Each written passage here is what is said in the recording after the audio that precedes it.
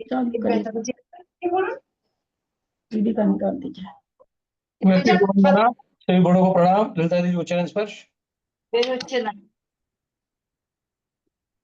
চুপ করে একটুখানি লেট গেলে শরীরটা ঠিক এসে যাবে, শুয়ে থাকলে सावधान। ओंकारं बिंदु संयुक्तं नित्यं ध्यायन्ति योगिनः कामदं मोक्षदं च ओंकाराय नमो नमः। अविरल शब्द का नौका प्रखाली सकल भूतल कलंका मुनि विरूपासी तीर्था सरस्वती हरतु न दूरितम अज्ञानतिमिरान्धानां ज्ञानाञ्जन शलाकया चक्षुरुन्मीलितं येन तस्मै श्री गुरुवे नमः। श्री परम गुरुवे नमः। परम्पराचार्य गुरुभ्यो नमः। सकल कलुष सकल बंद करिए इसको। सकल कलुष विद्वशकम से निकाल दीजिए प्लग। अरे काला वाला पलक निकाल दीजिए। सकल सकम श्रेषाम परिवर्धकम धर्म संबंधकम भविजीव मन प्रतिबोधकारकम पुण्य प्रकाश पापणाशमिदम शास्त्रम श्री आदि पुराण ग्रंथराज नामधेयम अस्य मूल ग्रंथ करतारः श्री सर्वज्ञ देवास्तुतर ग्रंथ करतारः श्री गंधर देवा प्रतिगंधर देवा तेषां वचनोसारता महासाध्य श्रीमत ने जिनसे नाचार्य न विरिचितमिदं शास्त्रं श्रोतारः सावधानतया शृण्वन्तु। मंगलम भगवान वीरो मंगलम गौतमो गनि मंगलम कुंद कुंदादो जैन धर्मोस्तु मंगलम सर्वमंगल मंगल्यम सर्वकल्याणकारकम प्रधानम सर्वधर्माणां जैनम जयतु शासनम जैनम जयतु शासनम जैनम जयतु शासनम। सरस्वती नमस्तुभ्यं वरदे कामरूपिणी विद्यारंभं करिष्यामि सिद्धिर्भवतु मे सदा। सांजिनवानी माता की जय। परम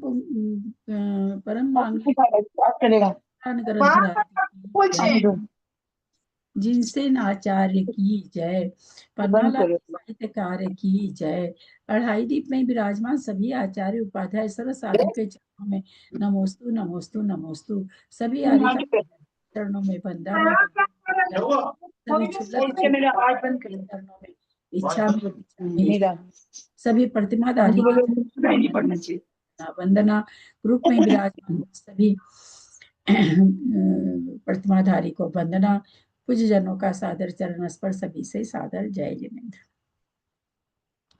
श्रीमते सकल ज्ञान साम्राज्य पदमीवसे धर्मचक्र वृत्ते भर्त्रे नमः संसार भीमुषे। बोलो आदिनाथ भगवान की जय। गेट क्यों खुला छोड़ दिया? हम बंद करते रहा, खुला छोड़ देते।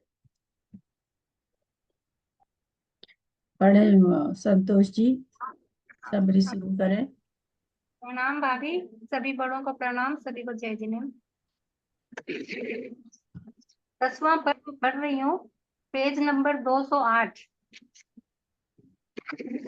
पहले वज्रजंग और श्रीमती के जीव ने जो सम्यक दर्शन प्राप्त किया था और चारों मंत्रियों के जीव ने भी, उनका वर्णन था इसके पहले अध्याय में। और गो भूमि का बहुत अच्छा वर्णन था। अब 10वें पर्व में अपन देखते हैं।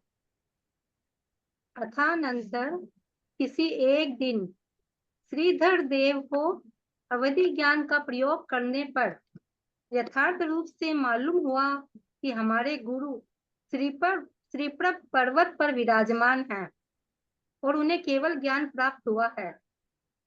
संसार के समस्त प्राणियों के साथ प्रीति करने वाले जो प्रीतिंकर मुनिराज थे, वे ही इनके गुरु थे। इन्हीं की पूजा करने के लिए अच्छी अच्छी सामग्री लेकर श्रीधर देव उनके सम्मुख गया। जाते ही प्रभ पर्वत पर विद्यमान सर्वज्ञ प्रीतिंकर महाराज की पूजा की, उन्हें नमस्कार किया, धर्म का स्वरूप सुना और फिर नीचे लिखे अनुसार अपने मन की बात पूछी। हे प्रभु, मेरे महाबल भव में जो मेरे 3 मिथ्या दृष्टि मंत्री थे, वे इस समय कहाँ उत्पन्न हुए हैं? वे कौन सी गति को प्राप्त हुए हैं? उसके पहले वो एक मंत्री का तो आ गया था कि वो स्वयं प्रभ देव इंद्र हुआ था। अब ये बाकी के 3 मंत्री थे, उनका पूछ रहे हैं वर्णन। इस प्रकार पूछने वाले श्रीधर देव से सर्वज्ञ देव अपने वचन रूपी किरणों के द्वारा उसके हृदयंगत समस्त अज्ञानांधकार को नष्ट करते हुए कहने लगे कि हे भव्य, जब तू महाबल का शरीर छोड़कर स्वर्ग चला गया और मैंने रत्नत्रय को प्राप्त कर दीक्षा धारण कर ली, तब खेद है कि वे तीनों ढीठ मंत्री कुमरण से मरकर दुर्गति को प्राप्त हुए थे। उन तीनों में से महामती और संभिन्नमती ये दो तो उस निगोद स्थान को प्राप्त हुए हैं जहां मात्र सघन अज्ञानांधकार ही अधिकार है और जहां अत्यंत तप्त खोलते हुए जल में उठने वाली खलबलाहट के समान अनेक बार जन्म मरण होते रहते हैं, तथा सकमती मंत्री अपने मिथ्यात्व के कारण नरक गति गया है। यथार्थ में खोटे कर्मों का फल भोगने के लिए नरक ही मुख्य क्षेत्र है।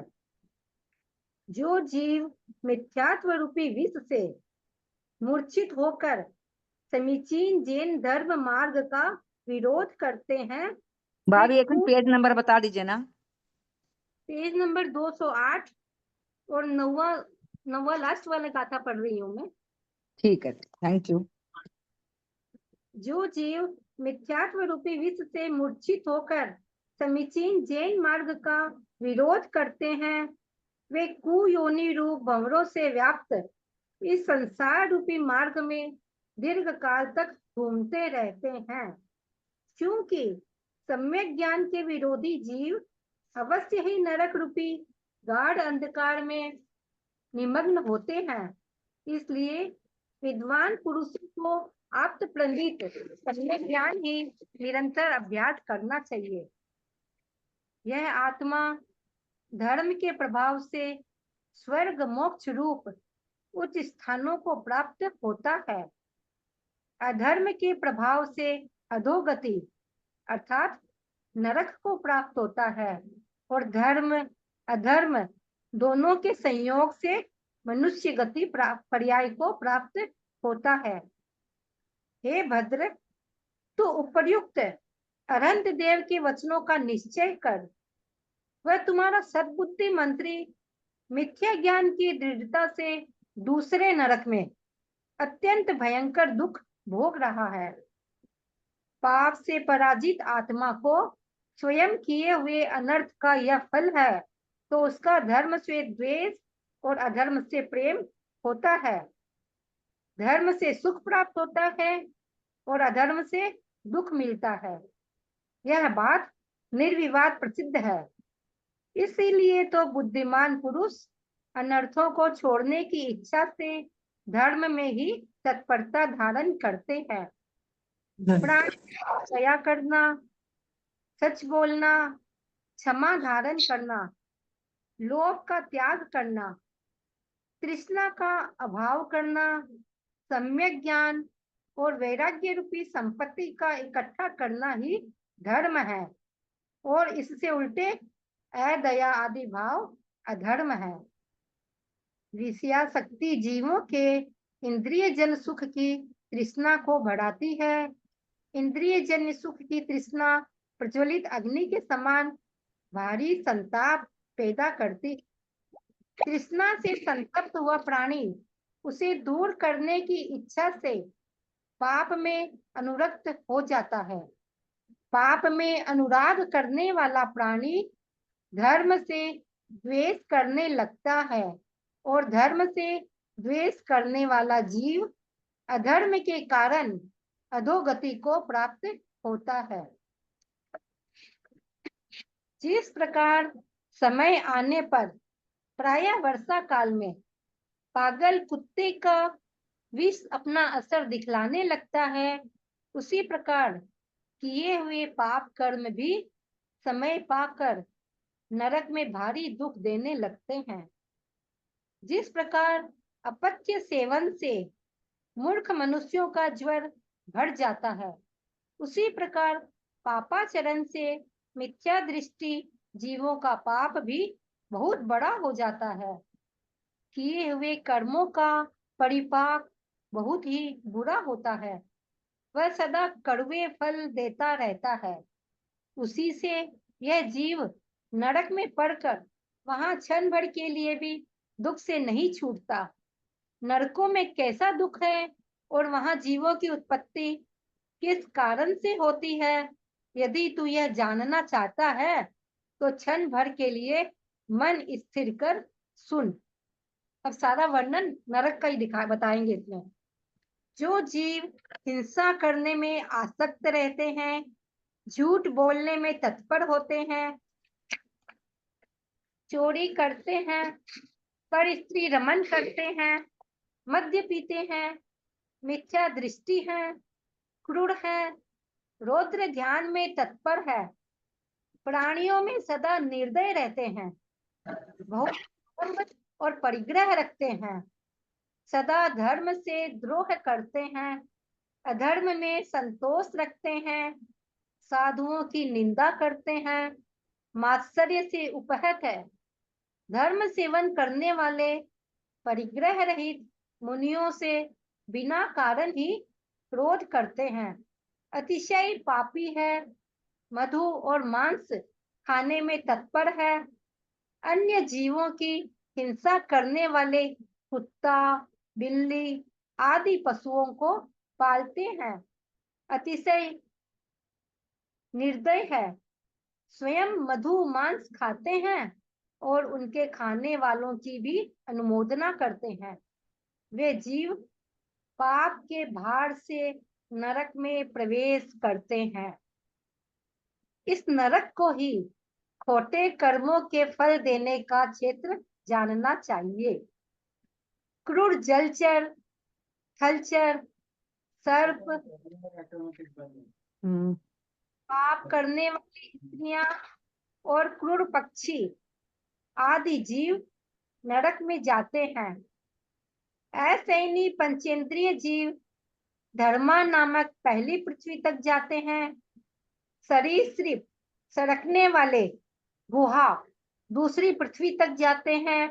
पक्षी तीसरी पृथ्वी तक, सर्प चौथी पृथ्वी तक, सिंह पांचवी पृथ्वी तक, स्त्रियां छठी पृथ्वी तक और पापी मनुष्य तथा मत्स्य सातवीं पृथ्वी तक जाते हैं। दीदी सर्ग बता दीजिए, कौन से सर्ग का पढ़ा रही? क्या? कौन से सर्ग का पढ़ा रही? 10वें सर्ग का है ना, ठीक है दीदी, ठीक। 210 पेज पे है। तो मत्स्य नहीं है, म्लेच्छ है। आपने जो मत्स्य पढ़ा है, पापी मनुष्य तथा मत्स्य सातवीं पृथ्वी, तो मत्स्य नहीं है, म्लेच्छ है। म्लेच्छ होना चाहिए वहां। एक मिनट,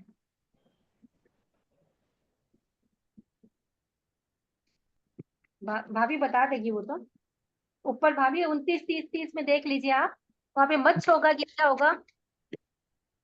क्या चीज बोल 29, रहा है?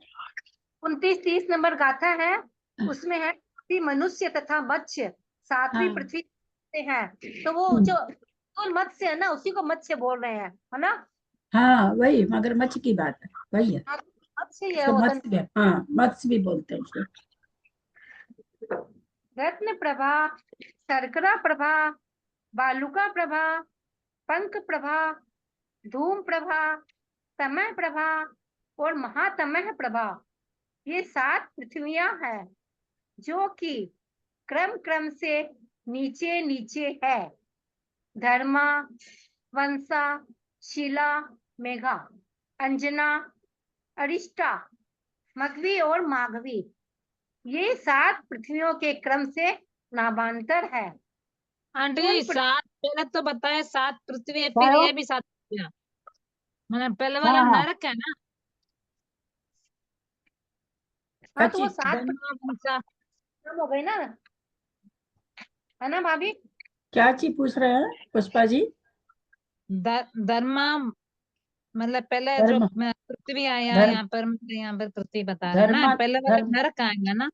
हाँ धर्म, धर्मा है, घर्मा रूढ़ी से नाम घर्मा ये सब है, और ऐसे हाँ, नाम ये सब निकल नरक गया होगा ना, पृथ्वी पृथ्वी लिखा हुआ है, इसलिए पूछ रही हूँ। तो पृथ्वी है ना। तो यहाँ तो पर भी पृथ्वी लिखा हुआ है, धर्म प्रभा, सकल प्रभा, ये भी पृथ्वी हाँ, बताया है। ये हाँ ये पृथ्वी होता है, एक नरक होती है ना आंटी जी।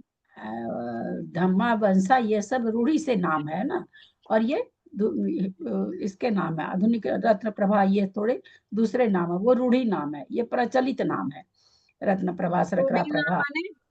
हाँ, रूढ़ी नाम रूढ़ी रूढ़ी जैसे रूढ़ी से आपके यहाँ है कि आपकी बहू आएगी तो मुंह घुमा के घूंघट काढ़ के ही आएगी, आपके चलन आ रहा है, जमाने से आपके यहाँ चलन आ रहा है, इसको रूढ़ी से कहते हैं कि चाहे वो कितनी पढ़ी लिखी लड़की लेकर के आइए, वो शर्ट पैंट में आ जाएगी लेकिन आएगी घूंघट निकाल के, वह उसको रूढ़ी कहते हैं। तो ये रूढ़ी से नाम है, अनादिकाल से ये नाम है नरकों के।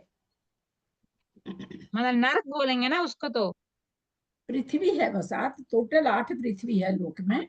700 नरक वाली पृथ्वी को पृथ्वी कहा जाता है, एक 8वीं पृथ्वी जहाँ सिद्ध शिला उसको कहा जाता है। अष्टम वसुधा पाने को कर्मे ये 8 हाँ। द्रव्य। तो 7 पृथ्वी कौन सी है फिर आप बताओ। नरक को अगर पृथ्वी नहीं कहोगे तो आप बताइए 7 पृथ्वी कहाँ, और क्योंकि वो तो अष्टम वसुधा। जैसे रतन प्रभा सर्कल प्रभा ये पृथ्वी हो गया, दमा वंसा वो सब मतलब नरक हो गया ना, इसलिए पूछ रही हूँ। एक ही गम्मा नरक, नरक और रत्न प्रभा पृथ्वी दोनों एक ही का नाम है। हम भी आपको यही कह रहे हैं कि दोनों एक ही का नाम है। लेकिन दीदी हाँ, नरक जैसे कहते हैं तो रत्न प्रभा, गम्मा नरक कह देते हैं, और पृथ्वी कहते हैं तो कह देते हैं हाँ रत्न प्रभा पृथ्वी। हाँ, वही बोलने का एक डिफरेंस है बस। दोनों हाँ। एक ही का नाम है। एक ही चीज। दीदी ये धर्मा थोड़ी है, धम्मा है ना? गम्मा गम्मा हाँ हाँ। धम्मा, धम्मा। नहीं है गम्मा, भी गम्मा लिखा, वंशा, धम्मा थोड़ी गम्मा। धम्मा भी पढ़ते हैं लेकिन ऊपर धर्मा ही लिखा हुआ है संस्कृत में। धर्मा लिखा है, हाँ, ऊपर धर्मा तो संस्कृत। कहीं नहीं लिखा रहता है, धर्मा बोल के दीदी तो रा उड़ रहा है धर्मा में, गम्मा वंशा ये रहती है। हाँ, रा लेकिन उड़ रहा है माँ में, क्या बोल रहे हैं? माँ में ऊपर रा उड़ रहा है तो हाँ, धर्मा बोलेंगे। घरमा उसका थोड़ा सा रूपांतर हो गया है ना, घरमा रूपांतर हो गया, वास्तव में प्राकृत उसका गम्मा है, उसका रूपांतर कर देंगे तो घरमा हो जाएगा। उन पृथ्वियों में वे जीव मधुमक्खियों के छत्ते के समान लटकते हुए घृणित स्थानों में नीचे की ओर मुख करके पैदा होते हैं। सो ठीक ही है, पापी जीवों की उन्नति कैसे हो सकती है? वे जीव पाप कर्म के उदय से अंतर मुहूर्त में ही दुर्गंधित, घृणित, देखने के अयोग्य और बुरी आकृति वाले शरीर की पूर्ण रचना कर लेते हैं। जिस प्रकार वृक्ष के पत्ते शाखा से बंधन टूट जाने पर नीचे गिर पड़ते हैं, उसी प्रकार वे नारकी जीव शरीर की पूर्ण रचना होते ही उस उत्पत्ति स्थान से जलती हुई अत्यंत दुस्सह नरक की भूमि पर गिर पड़ते हैं। वहां की भूमि पर अनेक तीक्ष्ण हथियार गड़े हुए हैं। नारकी उन हथियारों की नोक पर गिरते हैं, जिससे उनके शरीर की सब संधियां छिन्न भिन्न हो जाती है, और इस दुख से दुखी होकर वे पापी जीव रोने चिल्लाने लगते हैं। वहां की भूमि की असह्य गर्मी से संतप्त होकर व्याकुल हुए नारकी गरम भाड़ में डाले हुए तिलों के समान पहले तो उछलते हैं और फिर नीचे गिर पड़ते हैं। वहां पड़ते ही अतिशय क्रोधी नारकी भयंकर तर्जना करते हुए तीक्ष्ण शस्त्रों से उन नवीन नारकियों के शरीर के टुकड़े टुकड़े कर डालते हैं। जिस प्रकार किसी डंडे से ताड़ित हुआ जल बूंद बूंद होकर बिखर जाता है और फिर क्षण भर में मिलकर एक हो जाता है, उसी प्रकार उन नारकियों का शरीर भी हथियारों के प्रहार से छिन्न भिन्न होकर जहां तहां बिखर जाता है और फिर क्षण भर में मिलकर एक हो जाता है। उन नारकियों को अवधि ज्ञान होने से अपनी पूर्व भव संबंधी घटनाओं का अनुभव होता रहता है। उस अनुभव से वे परस्पर एक दूसरे को अपना पूर्व बैर बतलाकर आपस में दंड देते रहते हैं। पहले की 3 पृथ्वियों तक अतिशय भयंकर असुर कुमार जाति के देव जाकर वहां के नारकियों को उनके पूर्व भव के बैर का स्मरण कराकर परस्पर में लड़ने के लिए प्रेरणा करते रहते हैं। वहां के भयंकर गिद्ध अपनी वज्रमयी चोंच से उन नारकियों के शरीर को चीर डालते हैं और काले काले कुत्ते अपने पैने नखों से फाड़ डालते हैं। कितने ही नारकियों को खोलती हुई तांबा आदि धातुएं पिलाई जाती है, जिसके दुख से वे बुरी तरह चिल्ला चिल्ला कर शीघ्र ही विलीन यानी कि नष्ट हो जाते हैं। कितने ही नारकियों के टुकड़े टुकड़े कर कोल्हू गन्ना पेलने के यंत्र में डालकर पेलते हैं। कितने ही नारकियों को कढ़ाई में खौलाकर उनका रस बनाते हैं। जो जीव पूर्व पर्याय में मांस भक्षी थे, उन नारकियों के शरीर को बलवान नारकी अपने पैने शास्त्रों से काट काट कर उनका मांस उन्हें ही खिलाते हैं। जो जीव पहले बड़े शौक से मांस खाया करते थे, संडासी से उनका मुख फाड़कर उनके गले में जबरदस्ती तपाए हुए लोहे के गोले निगलाए जाते हैं। यह वही तुम्हारी उत्तम प्रिया है, ऐसा कहते हुए बलवान नारकी अग्नि के फुलुंगों से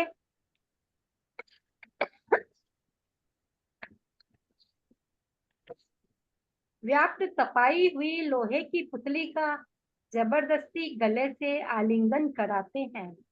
जिन्होंने पूर्व भव में पर स्त्रियों के साथ रति क्रीड़ा की थी, ऐसे नारकी जीवों से अन्य नारकी आकर कहते हैं कि तुम्हें तुम्हारी प्रिया अभिसार करने की इच्छा से संकेत किए हुए केतकी वन में एकांत में बुला रही है। इस प्रकार कहकर उन्हें कठोर करौंत जैसे पत्ते वाले केतकी वन में ले जाकर तपाई हुई लोहे की पुतलियों के साथ आलिंगन कराते हैं। उन लोहे की पुतलियों के आलिंगन से तत्क्षण ही मूर्छित हुए उन नारकियों को अन्य नारकी लोहे के पड़ेनों से मर्म स्थानों में पीटते हैं। उन लोहे की पुतलियों के आलिंगन काल में ही जिनके नेत्र दुख से बंद हो गए हैं तथा जिनका शरीर अंगारों से जल रहा है, ऐसे वे नारकी उसी क्षण जमीन पर गिर पड़ते हैं। कितने ही नारकी जिन पर ऊपर से नीचे तक पैने कांटे लगे हुए हैं और जो धौंकनी से प्रदीप्त किए गए हैं, ऐसे लोहे के बने हुए सेमर के वृक्षों पर अन्य नारकियों दोंकनी के मैंने हैं। क्या? हाँ दोंकनी से प्रदीप्त किए गए हैं। क्या चीज बोल रहे हैं? दोंकनी से अरे वो नहीं देखे हैं क्या? सुनार उनार के रहते ना, वो ज्वाला निकलती है, ऐसे ऐसे करते रहते हैं तो ज्वाला निकलती। कभी सोने के दुकान के आभूषण पर नहीं गए क्या? किसी कारीगर के दुकान धोकनी से उस ज्वाला को निकालते रहते हैं, धोकनी चला करके, उसी को धोकनी कहते हैं। लकड़ी का चूल्हा जलाते थे तो वो मुंह से ऐसे फूंक हाँ मार हाँ, वो भी उसको भी। और सुनार भी तो वैसे ही करता है ना, एक उससे लेकर के वो लौ को, और उसमें कारीगर के यहाँ जाएंगे, सामान दुकान में नहीं, कारीगर जो रहता है ना वो भी उसी से फूकता है। वे नारकी उन वृक्षों पर चढ़ते हैं। कोई नारकी उन्हें ऊपर से नीचे की ओर घसीट देता है और कोई नीचे से ऊपर को घसीट ले जाता है। इस तरह जब उनका सारा शरीर छिल जाता है और उससे रुधिर बहने लगता है, तब कहीं बड़ी कठिनाई से छुटकारा पाते हैं। कितने ही नारकियों को बिलावे के रस से भरी हुई नदी में जबरदस्ती पटक देते हैं, जिससे आप क्षण भर में उनका सारा शरीर गल जाता है और उनके खारे जल की लहरें उन्हें लिप्त कर उनके घावों को भारी दुख पहुंचाती है। कितने ही नारकियों को फुलिंगों से व्याप्त जलती हुई अग्नि की सैया पर सुलाते हैं। दीर्घ निद्रा लेकर सुख प्राप्त करने की इच्छा से वे नारकी उस पर सोते हैं, जिससे उनका सारा शरीर जलने लगता है। गर्मी के दुख से पीड़ित हुए नारकी ज्यों ही असीपत्र वन में तलवार की धार के समान पैने पत्तों वाले वन में पहुंचते हैं, त्यों ही वहां अग्नि के फुलिंगों को बरसाता हुआ चंड वायु बहने लगता। उस वायु के आघात से अनेक आयु पत्ते ही गिरने लगते। उन नारकियों का संपूर्ण शरीर छिन्न हो जाता है और उस दुख से दुखी होकर उन्हें चिल्लाने लगते हैं। नारकी कितने ही नारकी को लोहे की सलाई पर लगाए हुए मांस के समान लोहे डंडों पर टांग कर अग्नि में इतना सुखाते हैं कि वे आंटी सूख लोहे की सलाई पर मने हाँ, लोहे की सलाई पर लोहे की क्या चीज बोल रहे हैं? लोहे की सलाई। ओ, वो सलाई, स्वेटर बुनने की सलाई होती है ना, वैसे लोहे की बड़ी बड़ी सलाई होती है, उसको तपा तपा के उसको उनको ये करते हैं। डाल के सब हाँ, आपकी आवाज क्यों कटने लगी है? आपकी आवाज नहीं आ रही है। पनीर शिमला मिर्ची वगैरह डाल के सेकते हैं ना लोहे की सलाई में से हाँ, स्टोल में। सूख कर शुष्क मांस हो जाते हैं और कितने ही नारकियों को नीचे की ओर मुंह कर पहाड़ की चोटी पर से पटक देते हैं।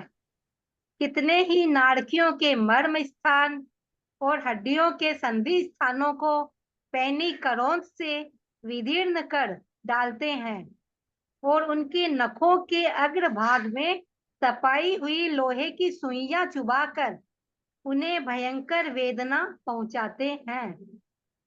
कितने ही नारकियों को पैने सूल के अग्रभाग पर चढ़ाकर घुमाते हैं, जिससे उनकी आंतड़ियां निकलकर लटकने लगती है और छलकते हुए खून से उनका सारा शरीर लाल लाल हो जाता है। इस प्रकार अनेक घावों से जिनका शरीर जर्जर हो रहा है, ऐसे नारकियों को वे बलिष्ठ नारकी खारे पानी से सींचते हैं। जो नारकी आंटी घावों जर्जर हो रहा है मने जर्जर, पता, जर्जर बुढ़ापा, एकदम कमर झुक गई, झुर्री आ गई, आंख से सूझता नहीं है, जर्जर बुढ़ापा आ गया, वही है यहाँ पर जर्जर, माने बहुत अधिक। नारकियों को पेने सूले के अग्रभाग, पेने शूल के अग्रभाग, शूल के अग्रभाग मैंने क्या है, ठीक से पढ़िए। कितने ही नारकियों को पेने सूल के अग्रभाग पर चढ़ाकर घुमाते हैं। हाँ, पहने माने जिससे ये, पहने माने बारीक, सूल माने सूली पर, पहनी सूली को घुमाते रहते हैं ऐसे। अब सोचिए उनको कैसा लगता है। पहनी माने होता है ना, पहनी तीखा एकदम खूब चुभने वाला, उसको पहनी कहते हैं। नहीं यहाँ समझ पर पैनी नजर भी होती है, नजर के लिए भी पैनी कहा जाता है।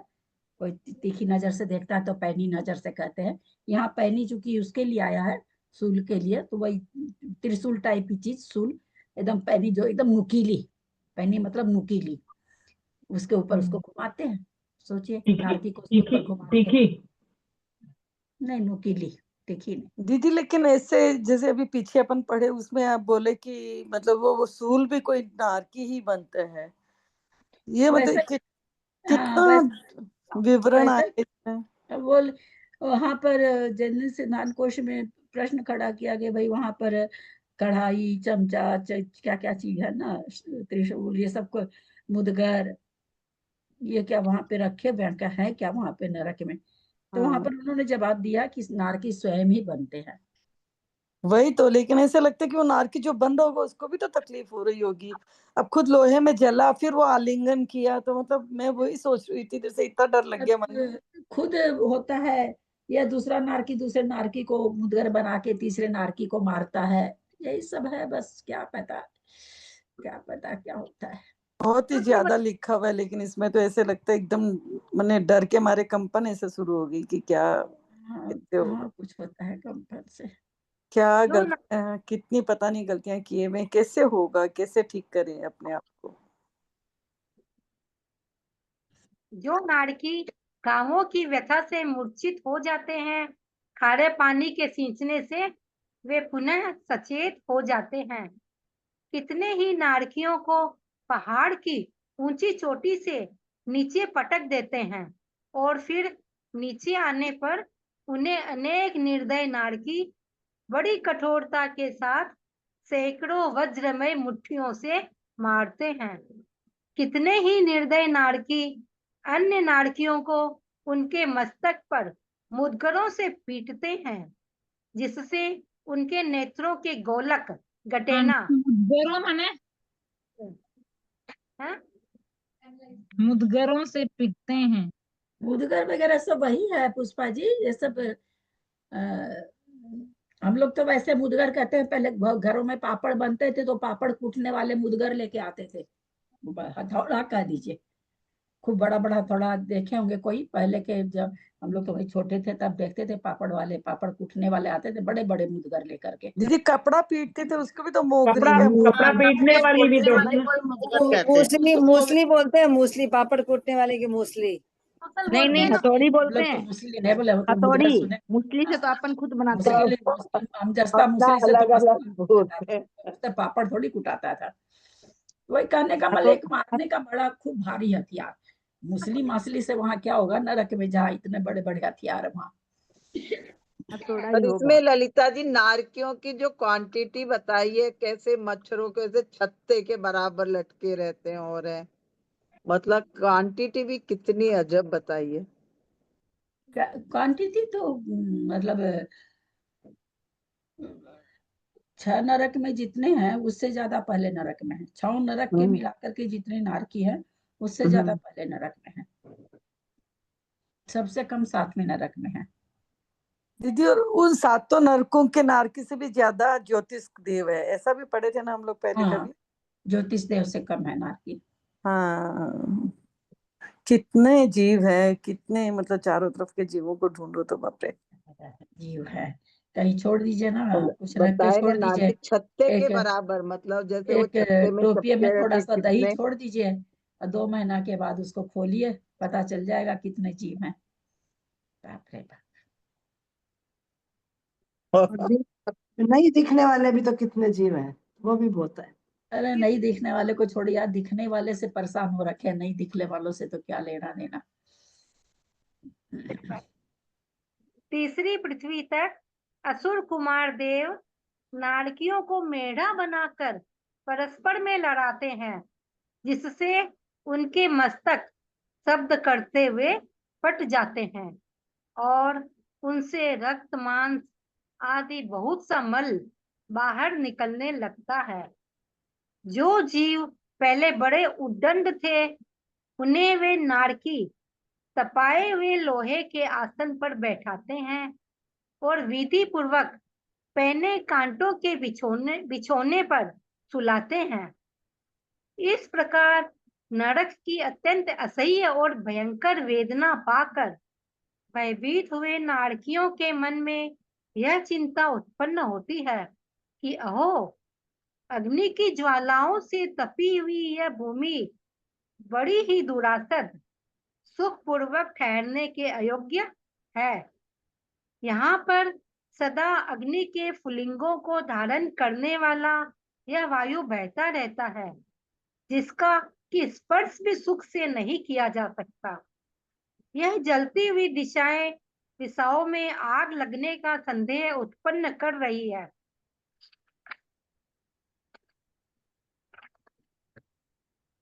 और ये मेघ तप्त धूलि की वर्षा कर रहे हैं।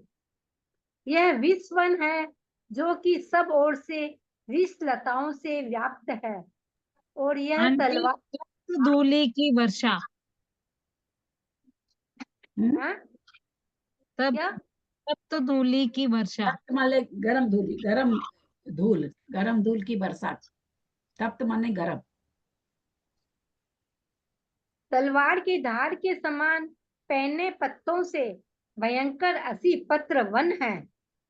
ये गर्म किए हुए लोहे की पुतलियां नीच व्याभिचारिणी स्त्रियों के समान जबरदस्ती गले का आलिंगन करती हुई हम लोगों को अतिशय संताप देती है, पक्ष में कामोत्तेजन करती है।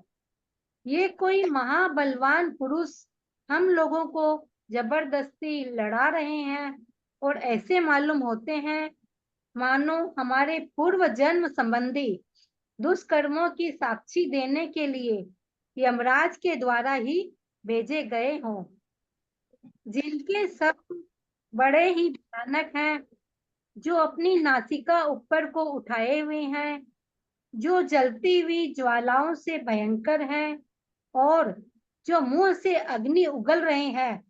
ऐसे ऊंट और गधों का यह समूह हम लोगों को निगलने के लिए ही सामने दौड़ा आ रहा है, जिनका आकार अत्यंत भयानक है, जिन्होंने अपने हाथ में तलवार उठा रखी है और जो बिना कारण ही लड़ने के लिए तैयार है। ऐसे ये पुरुष हम लोगों की तर्जना कर रहे हैं, हम लोगों को भड़क रहे हैं, डांट दिखला रहे हैं। भयंकर रूप से आकाश में पड़ते हुए ये गिद्ध शीघ्र ही हमारे सामने झपट रहे हैं और ये भौंकते हुए कुत्ते हमें अतिशय भयभीत कर रहे हैं। निश्चय ही इन दुष्ट जीवों के छल से हमारे पूर्व भव के पाप ही हमें इस प्रकार दुख उत्पन्न कर रहे हैं। बड़े आश्चर्य की बात है कि हम लोगों को सब ओर से दुखों ने घेर रखा है।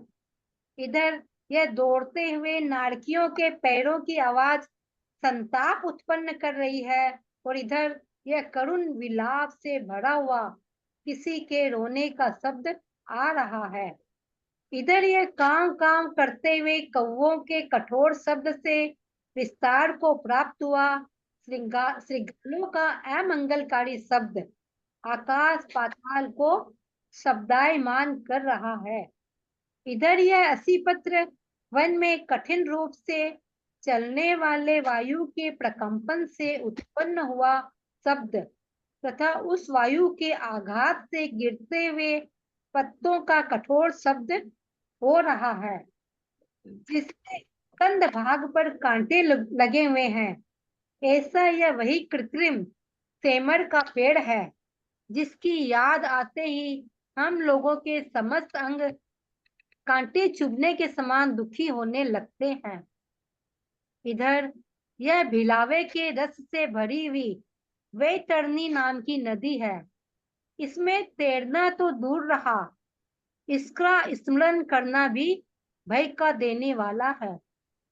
ये वही नारकियों के रहने के घर बिल हैं, जो कि गर्मी से भीतर ही भीतर जल रहे हैं और जिनमें ये नारकी छिद्र रहित सांचे में गली हुई स्वर्ण, चांदी आदि धातुओं की तरह घुमाए जाते हैं। यहाँ की वेदना इतनी तीव्र है कि उसे कोई सह नहीं सकता। मार भी इतनी कठिन है कि उसे कोई बर्दाश्त नहीं कर सकता। ये प्राण भी आयु पूर्ण हुए बिना छूट नहीं सकते और ये नारकी भी किसी से रोके नहीं जा सकते। ऐसी अवस्था में हम लोग कहाँ जाएं, कहाँ खड़े, कहाँ बैठे और कहाँ सोए। हम लोग जहाँ जाते हैं वहाँ वहाँ अधिक ही अधिक दुख पाते हैं। इस प्रकार यहाँ के इस अपार हम कब तिरेंगे, कब पार होंगे। हम लोगों की आयु भी है कि सागर भी उपमान नहीं हो सकते। इस प्रकार प्रति क्षण चिंतवन करते हुए नारकियों को जो वैसे निरंतर ललिता जी, नारकी जो वहां पे होते हैं, इतने दुख पाते हैं और करते हैं, तो उनके मन में ये विचार आता है क्या कि हम यहाँ से कब निकलेंगे, कब क्या होगा? आएगा नहीं, आत्मा है ना, ज्ञान आत्मा हाँ तो उनमें, ज्ञानी आत्मा तो उनके अंदर भी है ना, आएगा नहीं। आप उनको अपन लोग तो कहीं घूमने जाओ, वहां अगर अच्छी तरह से खाना पीना, तो अपने लोग को लगने लगता है क्यों यहाँ 4 दिन ठहरने का करे, 2 ही दिन करते, 1 ही दिन करते हैं। वो तो बेचारे जन्म से ही दुख पा रहे, बाप रे बाप। क्योंकि ऊपर वाली लाइन में लिखा ही है ना कि इस हाँ, अपार हम कब फिरेंगे, कब पार हाँ, होंगे। हाँ, कब जब पार होंगे, हाँ वही। मतलब ये भी विचार, मतलब आने तक की उनके अंदर क्षमता, मतलब इतना लड़ते फिरते हैं, तभी न, इतना तभी करते हैं, तो न, भी हाँ, आता तो है ही। अब इससे तभी ना सम्यक दर्शन होता है वहां पर, तो सम्यक दर्शन ही नहीं हो। ये विचार अगर नहीं आए तो सम्यक दर्शन थोड़ी होगा। ये विचार आता तभी तो अपने अंदर ग्लानि आती है उनको कि मैंने पूरे हाँ, जीवन में कुछ भी नहीं किया, कोई धर्म नहीं किया। हाँ, विचार आते हैं। मैं ये सोचती हूँ कि मैं सोचती थी ऐसे कि वहां जाती कोई मतलब आकर के समझाते हैं, और तब उनके दिमाग में वो आता है ऐसा, वो तो अपने मान से लीजिए, नहीं आता है, मतलब वो ऐसे। तो देखिए, वो जैसे सीता जी वगैरह का कहा जाता है, चाहे किसी का भी कहा, 3 ही स्वर्ग, 3 ही नरक तक तो, और सम्यक दर्शन 7वें नरक में भी हो रहा है। हाँ,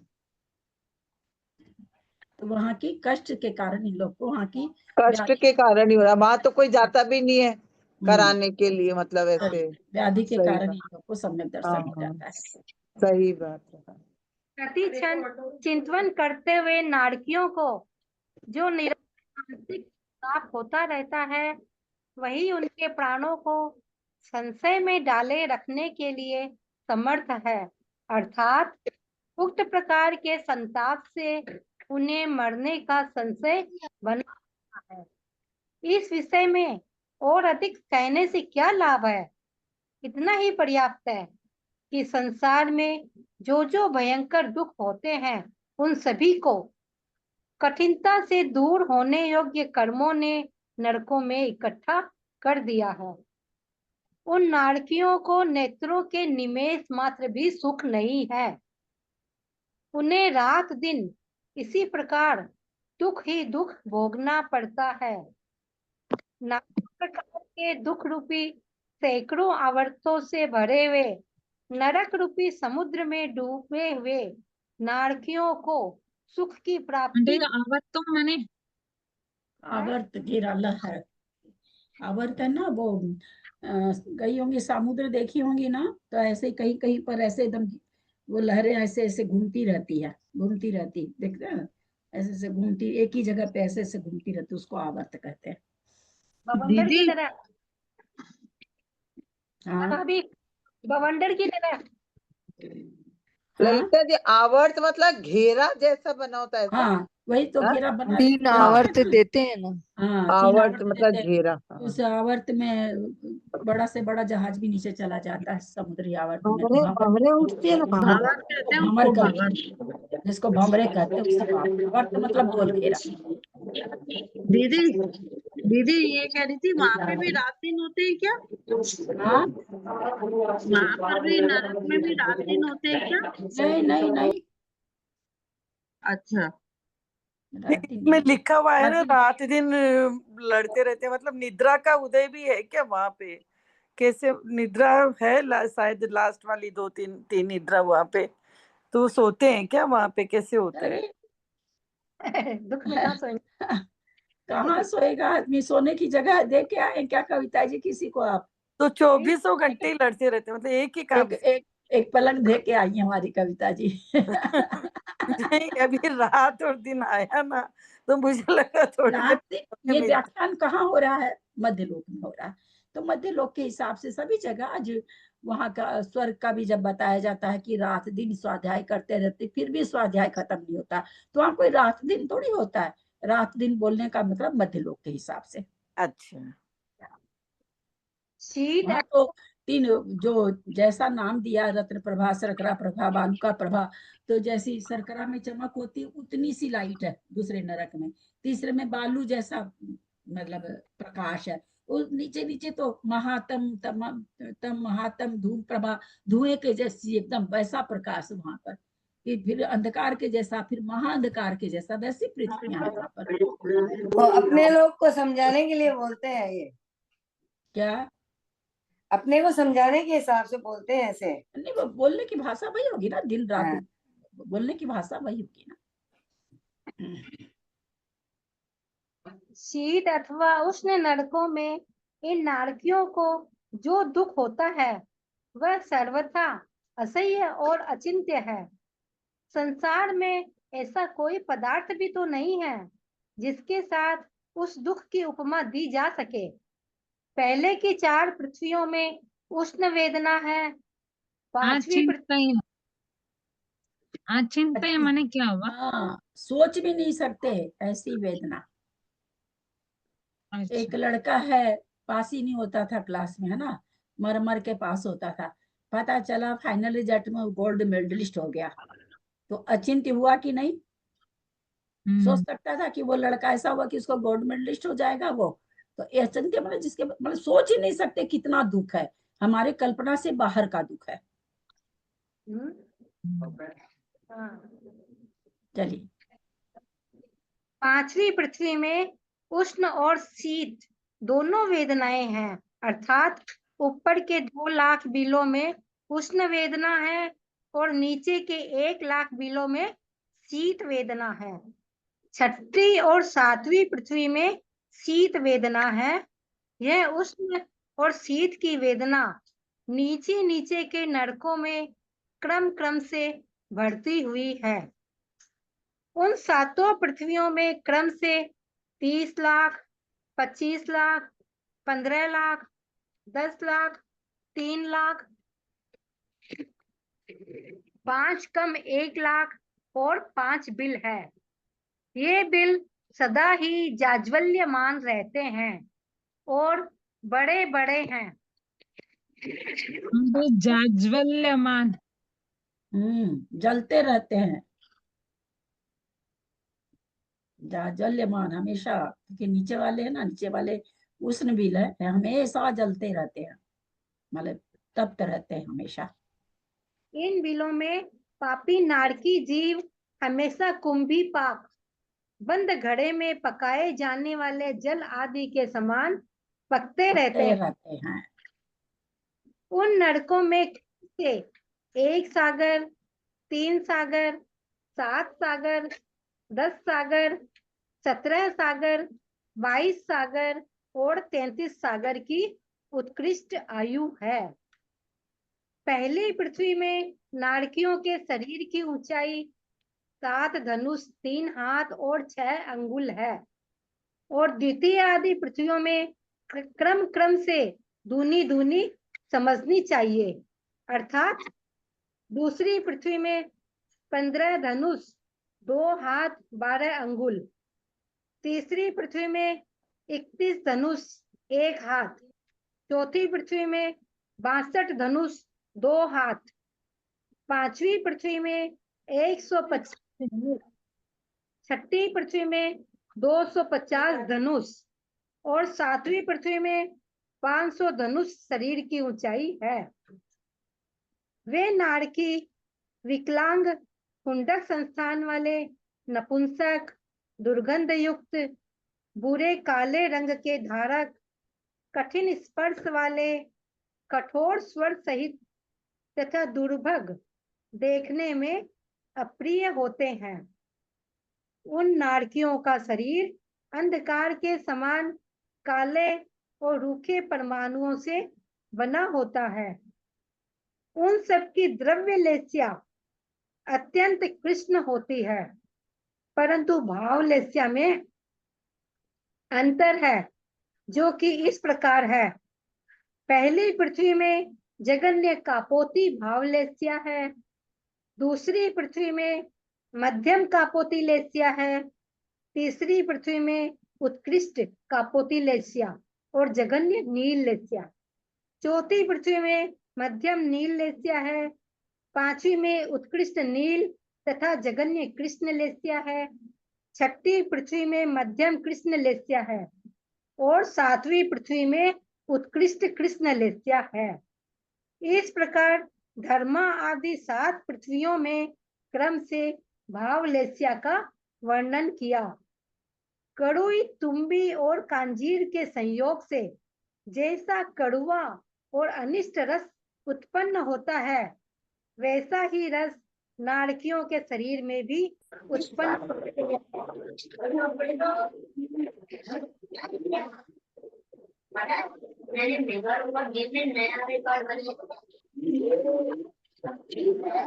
रवीना मेहता जी म्यूट हो जाइए।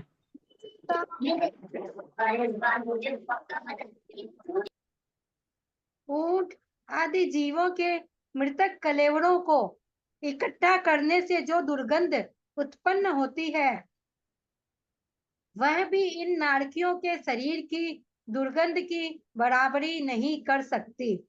दीदी करों कोकरू दीदी में हाँ जैसे ये जो धनुष्य की वो ऊंचाई बताइए, तो ये धनुष्य जैसे बताया कि पहली पृथ्वी में 7 धनुष 3 हाथ 6 अंगुल, मतलब 3 हाथ 6 अंगुल मतलब कितना होगा ऐसा?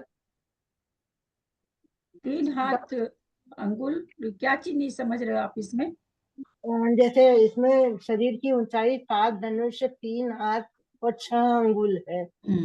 12 अंगुल को ये आगे जाके 12 अंगुल होने से 1 हाथ कर देते हैं, और 4 हाथ का एक धनुष होता है, तो आगे जाके 4 हाथ होता तो वो धनुष। 4 जैसे हाथ हाँ, अभी 3 4 हाथ है, 6 अंगुल है, आगे दूसरे नरक में गए तो 3 हाथ का 6 हाथ हो गया, 12 अंगुल हो गया, यानी 7 हाथ हो गया, तो 4 हाथ का एक धनुष बनाती है, फिर 3 हाथ करती है, ऐसे डबल डबल होते जाए। 4 मतलब हाथ का एक धनुष होता पहले है। जो पहला बताया पृथ्वी का 7 धनुष 3 हाथ, तो 3 हाथ और 6 अंगुल, तो मैं हाँ 3 हाथ मतलब कितना हुआ ये? 3 हाथ 6 अंगुल हाँ, मतलब इसका कितना होगा ऐसा? हाथ किसको कहते हैं? कोहनी से लेकर के और ऐसे करके जो नापते इसको हाथ कहते हैं। तो ऐसे 3 हाथ। तो अपने लोग का हाथ क्या चीज में अपने शरीर के हिसाब से काम आता है, वो सब तो ये जो योजन की बात है ना, तो यहाँ बड़े हाथ की बात है, बड़े जो हाथ होते हैं उनकी। तो 3 ये हाथ 781 775 होगा क्या फिर ये? क्या चीज? 775 क्या? 7 हाथ 4 धनुष मतलब 7.75 होगा क्या? नहीं, ऐसे पॉइंट नहीं लगा सकते। 4 हाथ का एक जहां 4 हाथ होगा तो उसको धनुष बना देंगे। आगे आगे डबल हो रहा है ना, 12 अच्छा अंगुल हो जाएगा तो उसका 1 हाथ कर देंगे। जी जी जी जी डबल डबल हो रहा है ना? जी हाँ, 4 हाथ का एक धनुष है यहाँ पर। जी जी। आंटी जी एक क्वेश्चन हो रहा है, दूसरी पृथ्वी में 15 धनुष 2 हाथ 12 अंगुल मतलब 24 अंगुल होता है क्या एक हाथ में? क्या फिर से कितना है? 15? दूसरे पृथ्वी में 15 धनुष 2 हाथ 12 हाँ अंगुल। हाँ, 12 अंगुल ठीक तो है। 7 धनुष है, पहले में 7 धनुष और 3 हाथ है ना, हाँ अच्छा अंगुल। दूसरी में 3 हाथ, 3 दूनी 6 हाथ हो गए। 6 हाथ का एक धनुष बन गया। 7 धनुष पहले था, डबल हुआ 14, एक ये बन गया तो 15 हो गया। तो 15 धनुष 2 हाथ और 6 दूनी 12 अंगुल हो गया। वो 12 अंगुल समझी नहीं, असल में 12 अंगुल ऐसे ऐसे करके जो होता है ना, वो बताइए उनको। वो 12 अंगुल बोलते हैं मतलब 24 होते हैं क्या उंगलियां, ऐसे पूछ रहे हैं हाँ, एक वो हाथ में 12 कितने अंगुल होते हैं? एक हाथ में कितने अंगुल होते हैं? एक तो हाथ इतने में हाँ एक हाथ में 24 अंगुल होना चाहिए। हाँ, तो वही हम पूछ रहे हैं। तो 24 अंगुल होने से तो फिर यहाँ आधा तो हो गया 12 अंगुल, उसका आधा हो हाँ गया 6 अंगुल, हाँ मतलब 24 अंगुल होने से एक हाथ, हाँ, अब नीचे जाके 4 हाथ 24। होने से एक धनुष। हाँ, अब नीचे वो 12 की जगह 24 हो जाएगा तीसरे नरक में, तो उसका 1 हाथ बन जाएगा। एक हाथ हो गया। हम्म, ठीक है आंटी। नहीं, करो और गोकुल 6 हाथ का एक धनुष बताया ना? 4 हाथ का। नहीं, 4 हाथ का। करोंद और गोखरू में जैसा कठोर स्पर्श होता है, वैसा ही कठोर स्पर्श नारकियों के शरीर में भी होता है। उन नारकियों के अशुभ कर्म का उदय होने से अपृथक विक्रिया ही होती है, और वह भी अत्यंत विकृत, घृणित तथा कुरूप हुआ करती है। भावार्थ: एक नारकी एक समय में अपने शरीर का एक ही आकार बना सकता है, सो वह भी अत्यंत विकृत, घृणा का स्थान और कुरूप आकार बनाता है। देवों के समान मन चाहे अनेक रूप बनाने की सामर्थ्य नारकी जीवों में नहीं होती। पर्याप्तक होते ही उन्हें विभंगावधि ज्ञान प्राप्त हो जाता है, जिससे वे पूर्व भव के वेरों का स्मरण कर लेते हैं और उन्हें क्या प्रकट भी मतलब वो ललिता जी, इसमें पर्याप्तक होते ही उनको विभंगा उसका ज्ञान हो जाता है, बुद्धि तो ज्ञान है मतलब ना। वहां रहते रहते ही पर्याप्तक हो जाते हैं क्या? हाँ, हाँ, तो पर्याप्ति तो पूर्ण होती है ना। जाके जन्म लेते हैं, उसके बाद अंतर्मूर्त में पर्याप्ति पूर्ण होती है। पर्याप्ति पूर्ण होने के बाद में उनको नियम से अवधि ज्ञान हो जाता है। अच्छा मिथ्या अच्छा, दृष्टि जन्म रहती होने है। के बाद पर्याप्ति जब पूरी होती है तब हाँ, उनको अभंगा ज्ञान। हाँ, हाँ, तो वहाँ तुरंत हो जाती, बहुत जल्दी हो जाती है। मिथ्या दृष्टि है तो विभंगा अवधि होगा, सम्यक दृष्टि है तो अवधि ज्ञान होगा। जो जीव राजा श्रेणी का है, राजा श्रेणी को उनको अवधि ज्ञान है, श्री कृष्ण उनको अवधि ज्ञान है, इन लोग को अवधि ज्ञान, इन लोग को विभंगा अवधि नहीं है। जो पूर्व जन्म में गंगा पाप कर अवधि में क्या होता है, मतलब उल्टा सोचते हैं। इसका उदाहरण आता है शास्त्रों में। हालांकि वो चालू किया क्या, मोबाइल चालू किया है, आवाज हो रही है मेरी।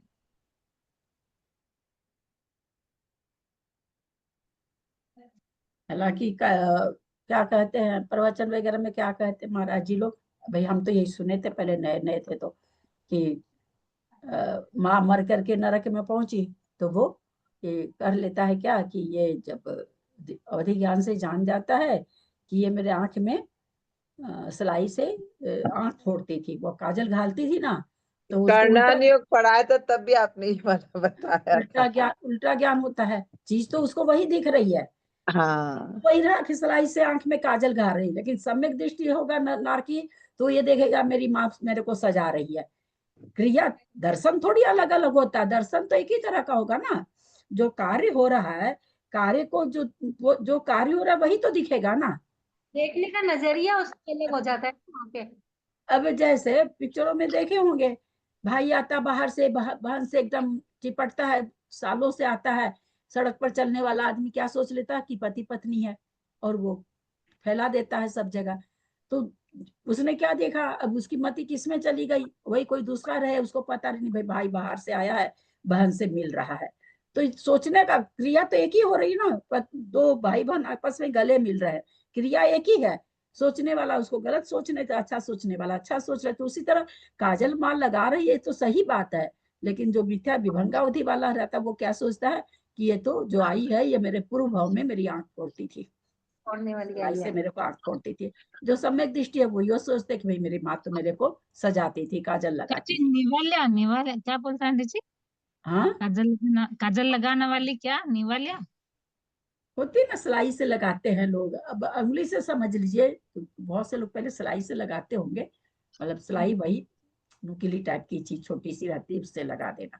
आजकल निकल गया ना टीका उका लगाने का, सब निकला हुआ खूब, जो हाथ से सुरमा उंगली से। लगाते हैं दीदी सिलाई से पेंसिल है सुरमा। ना, काजल वाली पेंसिल, वही एक एग्जाम्पल है। हाँ, ये हम काजल वाली थोड़ी पेंसिल थोड़ी समझ सी लीजिए। पहले हमने सुरमा लगाते थे सिलाई से सुरमा।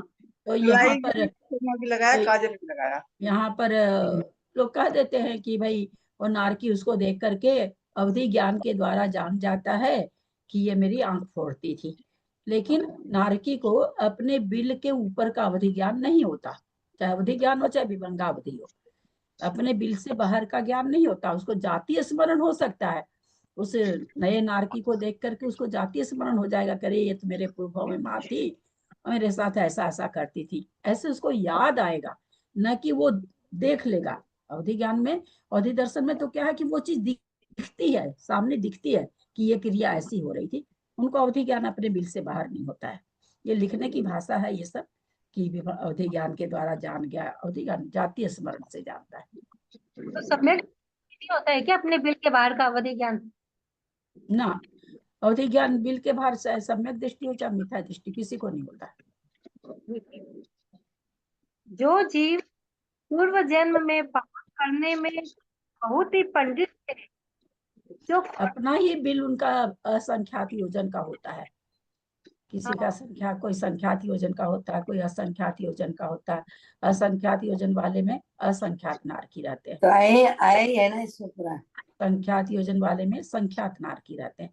तो अपना बिल को वो पूरा जानते हैं, जितना ऊंचा है उतना और जितना चौड़ा है उतना, उसका सब। जैसे यहाँ बैठे हैं और असंख्यात योजन जहाँ खत्म हो रहा वहां कोई जन्म लिया है, वो यहाँ बैठे जान जाएंगे कि अरे वहां मेरा दुश्मन जन्म लिया है, उसको जाती है उतनी दूर का जान जाएंगे। जो जीव पूर्व जन्म में पाप करने में बहुत ही पंडित थे, जो खोटे वचन कहने में चतुर थे और दुराचारी थे, यह कर्म का फल है। हे देव, वह सद्बुद्धि मंत्री का जीव अपने पाप कर्म के उदय के ऊपर कहे अनुसार द्वितीय नरक संबंधी बड़े बड़े दुखों को प्राप्त हुआ है। इसलिए जो जीव ऊपर कहे हुए नरकों के तीव्र दुख नहीं चाहते, उन बुद्धिमान पुरुषों को इस जिनेंद्र प्रणीत धर्म की उपासना करनी चाहिए। यही दुखों से रक्षा करता है, यही धर्म विस्तृत करता है, यही धर्म कर्मों के उत्पन्न होने वाले मोक्ष सुख को देता है। इस जैन धर्म इंद्र, चक्रवर्ती और गंधर्व के पद प्राप्त होते हैं। तीर्थंकर पद इसी धर्म प्राप्त होता है और सर्वोत्कृष्ट सिद्ध पद भी इसी से मिलता है। यह जैन धर्म ही जीवों का बंधु है, यही मित्र है और यही गुरु है। इसलिए ये देव स्वर्ग और मोक्ष के सुख देने वाले इस जैन धर्म में ही तू अपनी बुद्धि लगा। उस समय तीर्थंकर जी ने ऊपर के वचन सुनकर पवित्र बुद्धि का श्रीधर देव अतिशय प्रेम को प्राप्त हुआ और दूसरे जाकर सत बुद्धि को समझाने लगा। हे बोले मूर्ख बुद्धि, क्या तो मुझ महावीर को जानता है? उस गांव में अनेक मित्रों के आश्रय से तेरा मिथ्यात्व बहुत ही प्रबल हो रहा था। देख, उसी मित्र का यह दुख देने वाला फल तेरे सामने है। इस प्रकार श्रीधर देव के द्वारा समझाए हुए के जीव ने शुद्ध सम्यक दर्शन धारण किया और संतोष आ जाए तो सी सोतक लिखे बता पेपर से यादों को 120 तक है। हाँ। इस पश्चात वह सद्बुद्धि का जीव आयु के भयंकर नरक से निकलकर पूर्व द्वीप के पूर्व विदेह क्षेत्र में पार्वती देश के रत्न संचय नगर में महिदर पर सुंदरी से जयसेन नाम का पुत्र हुआ। जिस समय उसका विवाह हो रहा था, उसी समय स्त्री ने आकर समझाया, जिससे विरक्त होकर यमधर्म धारण कर ली। श्रीधर, ये आवाज क्लियर आ रही है क्या सभी को? मुझे टूट टूट के आ रही है क्या? आवाज नहीं आ रही है, नहीं आ रही क्लियर, टूट टूट आवाज के आ रही रही है। हट रही है पूरी आवाज। कितना बाकी है अभी? 2 लाइन हो रहा है। अच्छा, श्री नरकों के भयंकर दुख की याद दिलाई, इससे वह ऋषियों से मुक्त होकर कठिन तपस्चरण करने लगा। तदनंतर आयु के अंत समय में समाधि पूर्वक छोड़कर ब्रह्म स्वर्ग में इंद्र पद को प्राप्त हुआ। देखो, कहाँ तो नारकी होना और इंद्र पद प्राप्त होना, तो में गति बड़ी ही है। यह हिंसा आदि अधर्म कार्यों से नरकादि नीच गतियों में उत्पन्न होता है और अहिंसा आदि धर्म कार्यों से स्वर्ग आदि उच्च को प्राप्त होता है। इसलिए पद की इच्छा करने वाले को अवधि ज्ञान रूपी नेत्र से युक्त उस ब्रह्मेंद्र सतबुद्धि या जैसे जीव ने ब्रह्म स्वर्ग से आकर अपने कल्याणकारी मित्र श्रीधर देव की पूजा की। प्रणाम भाभी जी को। जय जिनेन्द्र। हो गया ये 120 क्या तक। पेपर आ गया है। यदक्षर मात्रा पदवाक्य ही न मया प्रमादादि किंचनोक्तम तन्मे क्षमित्वा विदधातु देवी सरस्वती केवल बोधलब्धि बोधि समाधि परिणाम शुद्धि स्वात्मोपलब्धि शिव सौख्य सिद्धि चिंतामणिं चिंतित वस्तु दाने त्वं बंधमानस्य ममास्तु देवी। जवानी के ज्ञान ते सुझे लोकालोक सोवानी मस्तक चढ़ो सदा दे तू तो। हे जिनवानी भारती तो जपू दिन रहे जो तेरा शरणा गए सो पावे सुख चैन।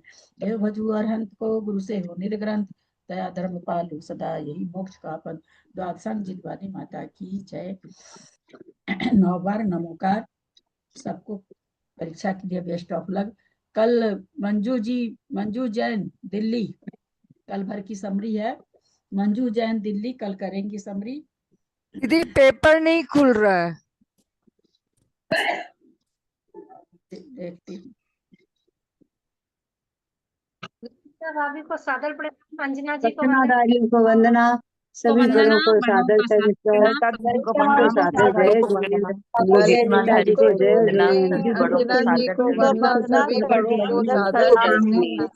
सबको जय जिनेन्द्र। अंजना जी को वंदना, बड़ों को प्रणाम, सभी को सादर जय जिनेन्द्र। सबको जय जिनेन्द्र। सभी बड़ों को सादर प्रणाम, सभी को सादर जय जिनेन्द्र। बड़ों को राजेंद्र जी को प्रणाम, फोन सभी को कर जय रही हूँ। जिनेन्द्र। पेपर नहीं खुल रहा है। फोन कर रही हूँ राजेंद्र जी को। ललिता जी को प्रणाम, सबको सादर जय जिनेन्द्र। सत्य को वंदना, सभी बड़ों को प्रणाम, जय जिनेन्द्र। ललिता जी को चरण स्पर्श। सभी को जय हाँ पेपर खुल नहीं रहा है। हाँ